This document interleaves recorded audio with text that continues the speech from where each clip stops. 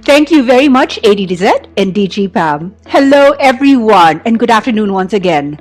I'm Joanne Zapanta Andrada. And I'm Marcy Cochachua, and we'll be your hosts in today's event. We are truly honored to have all of you with us on this very special day as we launch the very first day of Zonta International's annual 16 Days of Activism against Gender-Based Violence.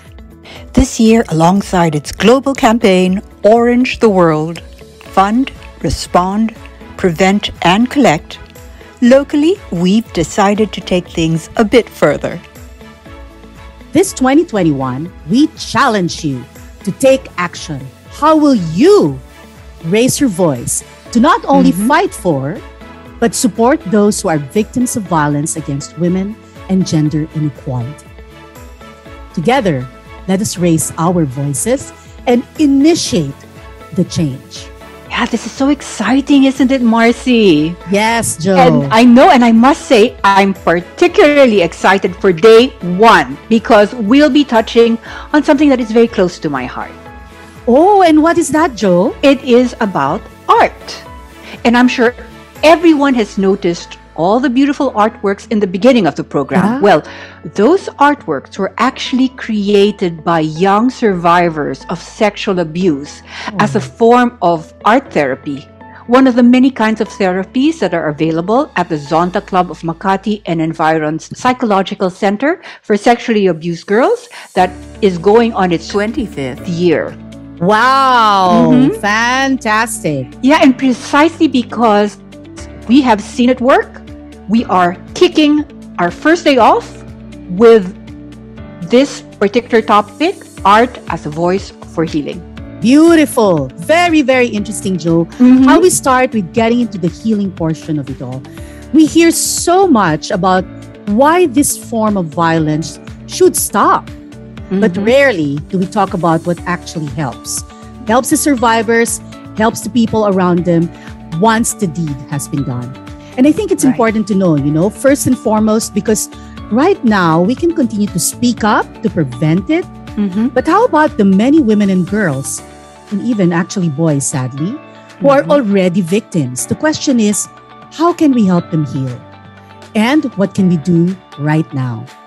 Exactly, Marcy, and that is why I am thrilled to introduce our very special guest for today's event. We are honored to have with us renowned theater and film actress Monique Wilson. Aside from her many roles on stage, in real life, Monique takes on a bigger role as an activist for social change. Monique is currently the global director of 1 Billion Rising, a global movement to end violence against women, girls, as well as cisgender, transgender, and those who hold fluid identities that are subject to gender-based violence. She has served as global director for OBR for the past 9 years, overseeing campaigns in nearly 200 countries. In the Philippines, Monique is also currently the Director of International Affairs of the Gabriela Women's Alliance and was a Director of International Affairs for Gabriela Women's Party for 6 years. Now, she is also the international spokesperson for the Purple Rose campaign to end sex trafficking of Filipino women and girls, and is also the international spokesperson for Lila Pilipina, Comfort Women of the Philippines. Monique is also founder and artistic director of the New Voice Company since 1995, which has been producing The Vagina Monologues by Eve Ensler and V-Day events all around the Philippines and in Asia. Apart from this, Monique is also a theater director and producer, singer, and a long-time drama teacher in the United Kingdom. Ladies and gentlemen, let us all welcome Monique Wilson. Hi, Monique. Hi. Welcome. Thank you. So nice. So glad to have you. Thank you. Thank you for guesting. We love the fact that you've taken time out of your busy schedule. Thank you for inviting me. It's really an honor, and I'm really excited to be here with all of you. Great. Now, let's just dive into it then, huh? Yes. Okay, we will be talking a lot about 1 billion rising, but before we go there, let's have some backstory and let's have some perspective on your philosophies and how you think, no? Like, for instance, how has art helped you heal in your own personal struggles with gender inequality?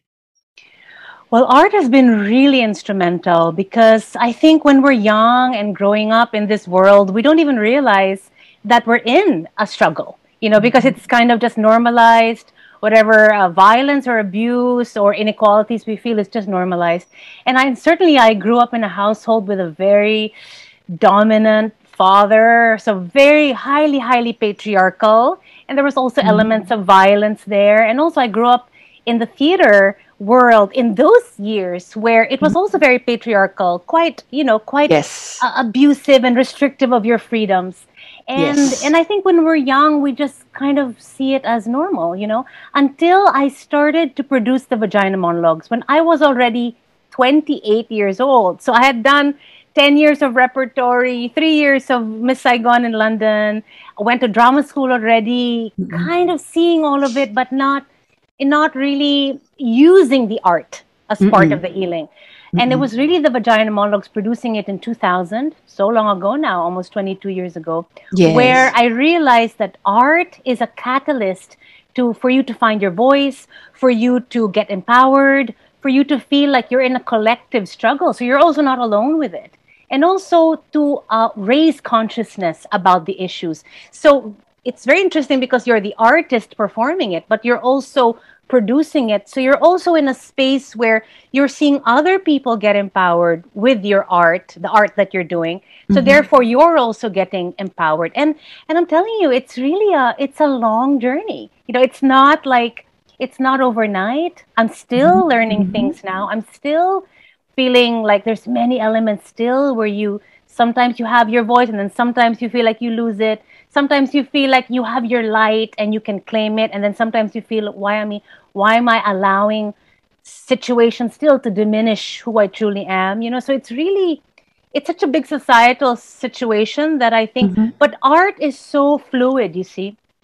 Art also allows us to get out of our heads and into our hearts. So I think once you're in your heart, that's much stronger than any theoretical or analytical thing about violence or about gender inequality. So I think art really has made me strong. Art made me strong. Art made me value my voice. So could we say that it was your involvement with the vagina monologues that sparked and inspired you to work with 1 Billion Rising? Definitely. Because I had been producing vagina monologues for more than 10 years already. When Eve Ensler, who's the author of Vagina Monologues, she thought in 2012, she said, why don't we create another movement? Let's call it 1 Billion Rising. And I was like, why 1 Billion Rising? And then she said, at that time, the United Nations statistic was 1 in every 3 women will be raped or beaten in her lifetime. Oh, yeah. So if you think of that, think of the math. It's like 1 billion women will be raped or beaten in her lifetime out of 7 billion people in the world. And so why is not ending violence against women at the forefront of everything that we do? Because that is like a pandemic. That is a pandemic that has been in existence for millennia, and it's still getting worse and worse and worse, and different forms of violence. So Eve actually went to all of us V-Day Vagina Monologues producers all around the world because we were the ones who were doing her play at that time. And she said, will you come on board with me and do 1 Billion Rising? And all of us said, yes. That's wonderful. We knew the transformations that the play was doing with everywhere we produced it. However, for those who do not know what Vagina Monologues is all about, let's give them a backgrounder muna, di ba? Okay, so Vagina Monologues is a play written by Eve Ensler way back in 1997, 98. And it has been performed in 150 countries, been translated into 120 languages. And it's really a series of 17 monologues that really talk about the real and true experiences of women. Now, let's dive into 1 Billion Rising. Okay, we touched on it slightly kanina, but tell us more about it. What is its objectives And how far has it grown since then? So 1 Billion Rising is, I would say, kind of the daughter of V-Day, because it's a continuation of the work that Vagina Monologues started. But this time, it's not, you don't have to do the Vagina Monologues play. You can do any art form. Just like V-Day, though, 1 Billion Rising is an art and activism movement. So, which means our main way of advocating and our main advocacy form is artistic. So in the beginning, it was really dance. Eve Ensler had this idea that what if we asked 1 billion people around the world to dance on one day? What kind of energy would that bring to the world? What kind of attention would that bring to the issue of violence against women? And you know what? In 2013, the first year we launched it, 200 countries joined. Millions of people around the world just danced in their town squares, in their schools. It was really phenomenal. So we thought, okay, maybe we'll continue it one more year. And then 3 years came, and then 4 years came. And it just seems to be like a movement that's growing each year, because I think the one of the most interesting and very important qualities about 1 Billion Rising, as V-Day was also before, I have to say, but this time it's really been more escalated, is it's really an intersectional movement. So the main objective of 1 Billion Rising is to end violence against women and girls, but looking at all the intersections in the world and society that create that violence. So for example, war, occupation, poverty, exploitation, racism, labor, you know, so it's like environment now. That's a very, very big issue now. Now, how does the 1 Billion Rising movement presently address the escalation of violence happening right now in the country because of the pandemic? Well, that was really, really, really urgent last year and this year. Right. And we actually thought maybe we won't have 1 Billion Rising. Maybe it's too difficult for the activists on the ground, because primarily I would say 80% of our activists are really grassroots activists. They're the ones really in the communities, been doing this work a long, long time. We have a lot of workers, domestic workers, migrant workers, a lot of indigenous communities. And we thought, okay, this is just too difficult to do. How do you do an artistic thing in the middle of a pandemic? But you know what happened last year is that I think the movement actually became bigger and stronger, because people didn't have to ask anymore, what's the intersection or what's the connection? They actually, with their own experience and their own lived experience, felt with their own bodies what hardship really was, what inequality really was, what displacement really was, what exclusion really was, and how much harder it is for women in all those categories. You see what I mean? I mean, everyone has suffered during the pandemic. Yes. But I would say in our experience with Gabriela and 1 Billion Rising, the women are the ones who keep communities going. They're the Of ones. course. Yeah, Is there any doubt? Yes. They're the caregivers. They're the ones having to feed the children. Right. So, naging mas mahirap yung job nila. It became harder, became much, and to do it in isolation, to do it with no jobs, no money. So actually it catapulted the movement onto a different level, because it really politicized also everyone much, much more. So the artistic side of it never left, but the political got more, I would say, nuanced, more refined. They now could see, well, what are the systems keeping our poverty in place? What are the systems keeping us from getting well? You know, where in our society are we being unequal? Who are we leaving behind? You know, why are we being left behind? So corruption comes into that and everything. So I think all around the world, we had the most amazing risings last year, because COVID was such, I hate to say this, but it broke open all the, we call it all the destructive veins of patriarchy, capitalism, imperialism, and inequality. It just broke it open. No one anymore was in doubt of what is now the existence of women in this world, and with the environmental situation too.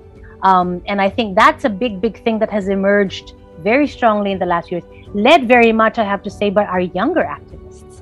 They really can connect that violence against Mother Earth is almost like the violence that we're inflicting on women. It's the same.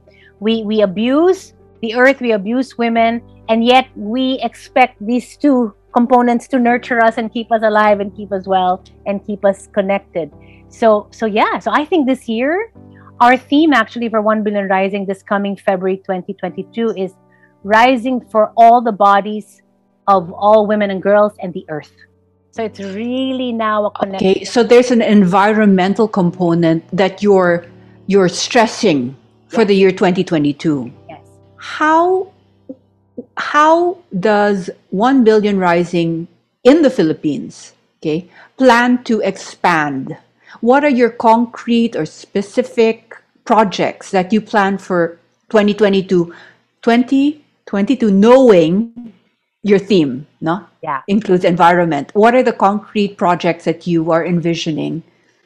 Well, I guess it's still crystallizing pa rin because, of course, all the groups are... 1 Billion Rising is very much determined by people on the ground. So there's no conscripted way of doing it globally. Like, everyone has their own way. But what we've encouraged people to do all around the world is to think of your artistic risings. So really what we're calling for is an artistic rising, okay?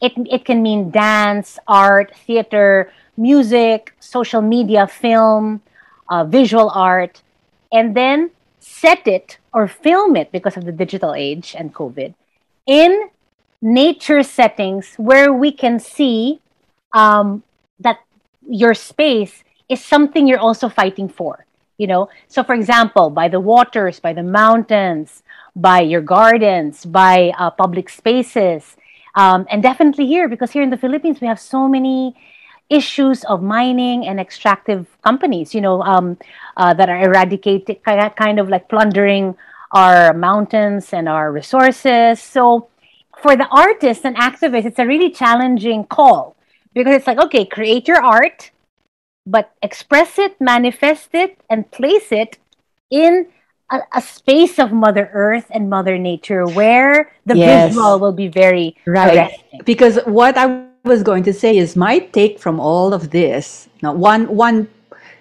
very interesting idea that just springs out is you are evolving because it's not just protecting women from assault, no, but it's also protecting Mother Earth, who is the female of the world, from the female abuses. body of the world, yes, and that it's connected, and that the respect we must give women and girls must be the same profound respect we give to Mother Earth, who gives us bounty and life, and breath, and you know, and our ability to live. So why would you disrespect both? Why would you abuse both?